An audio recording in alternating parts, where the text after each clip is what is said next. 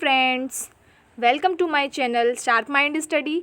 आज मैं आपको पार्ट्स ऑफ स्पीच का टॉपिक नंबर 2 प्रोनाउन और उसके पार्ट्स के बारे में डिस्कस करने जा रही हूँ। टॉपिक स्टार्ट करने से पहले फ्रेंड्स, आप मेरे चैनल को सब्सक्राइब कर लीजिए ताकि आपको और अच्छे टॉपिक्स पर अच्छी वीडियो देखने को मिले। साथ ही साथ इसको लाइक करिए और अगर आपको मेरा पढ़ाना अच्छा लगे तो आप लास्ट में कमेंट भी कर सकते हैं। प्रोनाउन की डेफिनेशन समझेंगे हम सबसे पहले। Pronouns are words that substitute for noun. संज्ञा के स्थान पर जिन शब्दों का प्रयोग करते हैं उसे हम सर्वनाम कहते हैं।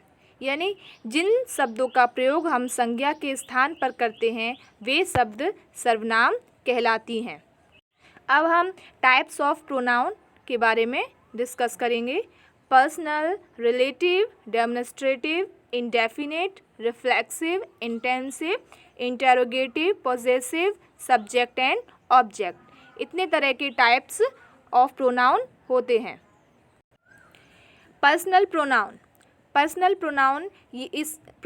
प्रोनाउन में कॉमन नाउन और प्रॉपर नाउन का यूज़ हम करते हैं। 3 पर्सन यानी कि फर्स्ट पर्सन, सेकंड पर्सन और थर्ड पर्सन के रूप में हम इसको जानते हैं। फर्स्ट पर्सन में आते हैं जो बोल रहे हैं और लिख रहे हैं। सिंगुलर में आई, मी का यूज़ किया जाता है और प्लूरल में वी और अस का यूज़ किया जाता है। सेकंड पर्सन में हम यूज़ करते हैं जो बोल चुके हैं और लिख चुके हैं उनके बारे में यूज़ करते हैं। इसमें सिंगुलर में भी यू का यूज़ ही किया जाता है और प्लूरल में भी यू का यूज़ किया जाता है। थर्ड पर्सन में जिसके बारे में बात हो रही है, थर्ड पर्सन में उन्हीं वर्ड्स का यूज़ किया जाता है जिनके बारे में बात हो रही है, बोल रहे हैं या लिखा जा चुका है। She, her, he, him, it का यूज़ हम सिंगुलर में करते हैं और प्लूरल में दे, देम का यूज़ हम करते हैं। Relative pronoun. रिलेटिव प्रोनाउन जैसे कि इसके नाम से ही पता चलता है, रिलेटिव यानी कि संबंध सूचक। सबऑर्डिनेट एंड एडजेक्टिव क्लॉज के रूप में इसका यूज़ हम करते हैं। जैसे दैट है, विच, हु, हुम, हुज, विच एवर, हुएवर, हुमेवर। ये एक सेंटेंस को दूसरे सेंटेंस से जोड़ते हैं या फिर एक क्लॉज को दूसरे क्लॉज से जोड़ते हैं। डेमोन्स्ट्रेटिव प्रोनाउन में हम निर्जीव चीज़ों का यूज़ करते हैं। थिंग और थिंग्स, चाहे वो सिंगुलर हो चाहे वो प्लूरल हो, दोनों तरह की चीज़ों का हम यूज़ करते हैं। Refers to things that are near, जो नज़दीक है। नियर मीन्स पास में है, उसके लिए हम दिस और दीज का यूज़ करते हैं। पर दिस का यूज़ हम ऑलवेज सिंगुलर के लिए और दीज का यूज़ ऑलवेज प्लूरल के लिए करते हैं। Far away refers to things that are far away. Far means दूर, जो वस्तुएं दूर हैं, सिंगुलर में उसके लिए दैट का यूज़ और प्लूरल में उसके लिए दोस का यूज़ किया जाता है। इंडेफिनिट प्रोनाउन में हम पढ़ते हैं these refers to something that is unspecific, असामान्य ना हो, जो कैसा हो, फिर सामान्य, साधारण ही हो। ऐसी चीज़ों का यूज़ हम इंडेफिनिट प्रोनाउन में करते हैं। सिंगुलर में वे वर्ड्स आते हैं anybody, anyone, anything, each, other, everybody, everyone, everything, neither, nobody, no one, nothing, one, somebody, someone. और प्लूरल में देखते हैं तो both, few, many, several. Plural इसलिए क्योंकि ये एक से अधिक संख्याओं के लिए इनका यूज़ किया जाता है। जैसे कि बोथ मीन्स दोनों, फ्यू कुछ, मैनी बहुत, सेवरल बहुत से। बट कुछ ऐसे वर्ड्स भी होते हैं जिनका यूज़ हम सिंगुलर और प्लूरल दोनों के लिए करते हैं। जैसे ऑल, एनी, मोस्ट, नन, सम।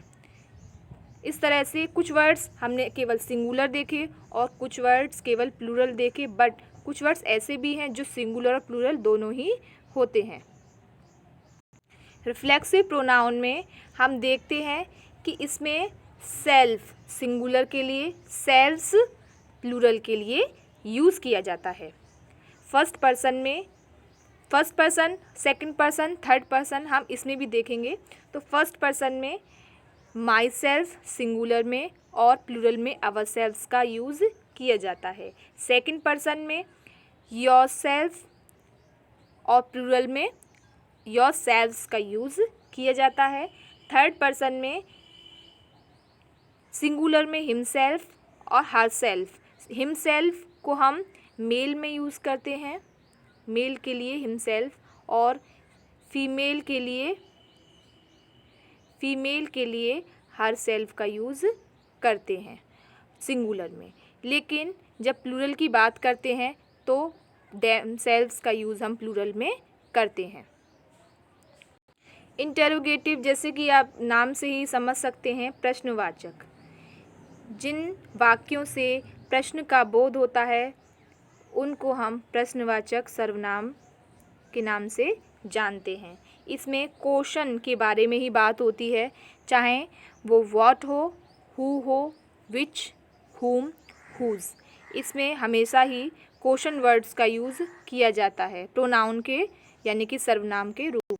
पोजेसिव प्रोनाउन का यूज़ हम ओनरशिप यानी कि स्वयं के बारे में बताने के लिए करते हैं। जैसे कि बात करते हैं कोई वस्तु है या कुछ है तो अपने बारे में या उसके बारे में व्यक्त करने के लिए यूज़ किया जाता है। सबसे पहले यूज्ड बिफोर नाउन, इसका यूज़ जो है नाउन से पहले किस तरह से किया जाता है वो हम देखते हैं। These actually function as adjective, विशेषण के रूप में इसका यूज़ हम करते हैं। सिंगुलर में my, your, his, her, its. Plural में अवर, योर, देयर। इसके बाद यूज्ड अलोन, अकेले भी इसका यूज़ हम करते हैं, जैसे माइन, योर्स, हिज, हर्स। ये हो गया सिंगुलर। प्लूरल में अवर्स, योर्स, देयर्स। देखिए मैं आपको एक एग्जांपल बताती हूँ, जैसे कि दिस इज़ माई पेन। इसको हमने इस तरह से बताया। अगर हम इसको इस तरह से ना बता करके ऐसे भी बता सकते हैं, दिस पेन इज़ माइन।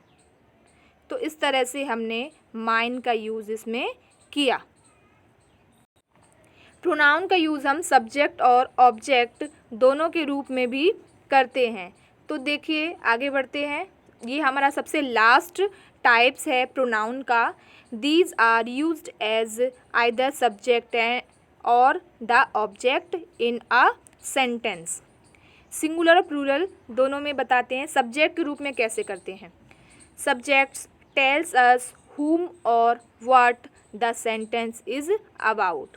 जिसके बारे में है और जिसका है उसके लिए हम सब्जेक्ट के रूप में विषय, जो मेन है हमारे सेंटेंस में सबसे पहले जिसके बारे में बात की जाती है उसे हम सब्जेक्ट कहते हैं, जो हमारे वाक्य का केंद्र होता है। जैसे आई है, यू, शी, ही, इट, ये हो गए हमारे फिर से सिंगुलर। हमें ये एक कॉपी में नोट डाउन करके भी लिख के रख सकते हैं, ताकि हम भूल जाएं कभी तो हम उसको फिर से देख करके अच्छे से समझ सकें कि सिंगुलर में किसका यूज़ करते हैं और प्लूरल में किन वर्ड्स का यूज़ करते हैं।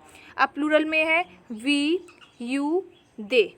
ये सारे वर्ड्स हम सब्जेक्ट के रूप में देखते हैं। ऑब्जेक्ट के रूप में ऑब्जेक्ट